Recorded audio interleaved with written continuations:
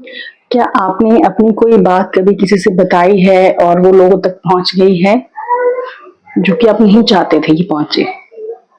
अक्सर हमारे साथ ऐसा होता है कि हम अपनी किसी अपने को समझे कि ये हमारा अपना है, हम अपनी बातें, अपनी फीलिंग्स उसके साथ शेयर करते हैं और वो बातें फिर किसी और तरीके से या फिर उसमें 2-3-4 बातें और ऐड होके पूरी सबको बता दी जाती है। और उसके बाद हमें लगता है कि यार हमने क्यों बताया? तो आज हम इसी बारे में बात करेंगे कि हमें अपनी बातें किससे और कितनी शेयर करनी चाहिए। नमस्कार, मेरा नाम है एकता और अक्सर ये मेरे, आपके, हमारे जीवन में ऐसी बातें होती रहती हैं। हमें अपने दोस्तों से, अपने रिलेटिव्स में हमें लगता है कि हम अपने सुख-दुःख को बाँटेंगे तो शायद वो हमारी बातों को आगे नहीं बताएँगे या वो हमें समझेंगे। पर कुछ लोग ऐसे होते हैं जो हमसे बातें हमें समझने के लिए नहीं या फिर हमारी तकलीफ को समझने के लिए नहीं, सिर्फ एक अपना एंटरटेनमेंट या फिर सिर्फ गपशप के लिए करते हैं और फिर उसी में 2-4-5 बातों को ऐड करके वो बातें जहाँ तक नहीं पहुँचनी चाहिए, वहाँ तक भी पहुँच जाते हैं। तो बेसिकली मेरा कहने का मतलब ये है कि हमें ये समझना ज़रूरी है और समझना चाहिए कि हमें अपनी बातों को कितना और किससे बताना है। किससे कहना अच्छा है, सही है और कितना कहना सही है और अच्छा है। हर इंसान बुरा नहीं होता, पर हर कोई आपकी बातों को उतना ही सँभाल के रखेगा, जितना आप रख सकते थे, ये भी कोई ज़रूरी नहीं होता। तो हमें ये समझना है कि हम अपनी बातों को अपने तक ही रखें। जब भी हम कोई नया काम करने जा रहे हैं या फिर कोई नई बिज़नेस प्लान कर रहे हैं या किसी सपने के को पूरा करने की कोशिश कर रहे हैं या फिर कोई भी ऐसी बात है जो अभी पूरी नहीं हुई है, उसको अभी आपको शुरुआत करनी है, उस चीज़ को अभी शुरू करना है, जैसे बिज़नेस हो गया या कोई चीज़ों को लेकर आपने बहुत दिन से प्लानिंग की है और वो होने वाली है, तो वो भी मत बताइए।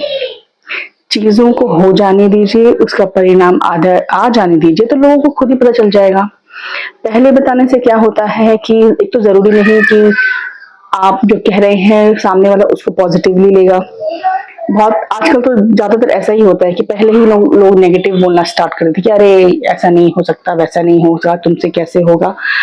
तो आपका आत्मविश्वास भी इससे घटेगा, आपका कॉन्फिडेंस भी डाउन होगा और आपके अंदर एक नेगेटिविटी भी भरेगी। तो इसलिए चीज़ें जब हो जाएँ तब बताइए और तब भी सिर्फ तभी बताइए जब आपको ये पूरा विश्वास हो कि सामने वाला जो इंसान है आपकी उस बात को समझेगा और बिल्कुल अपनी बातों की तरह उसको अपने तक रखेगा।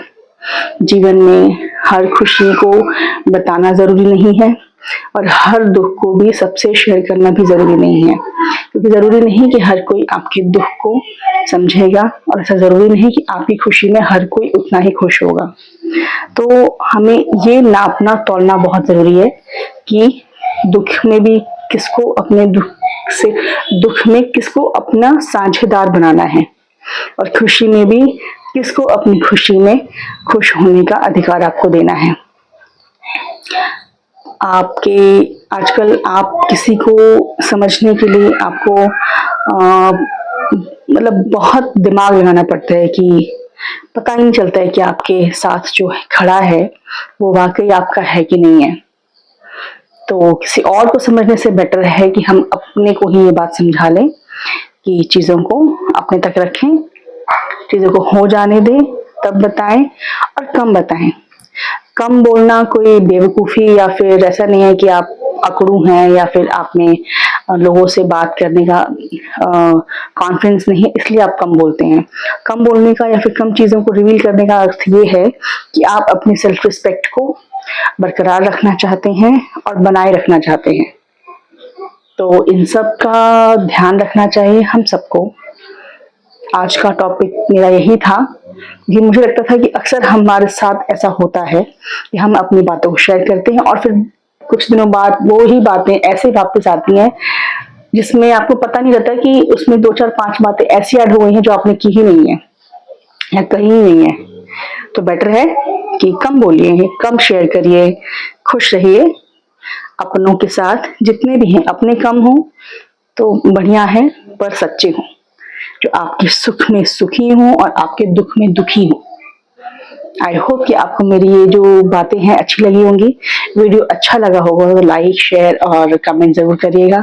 चैनल को सब्सक्राइब करना प्लीज मत भूलिएगा।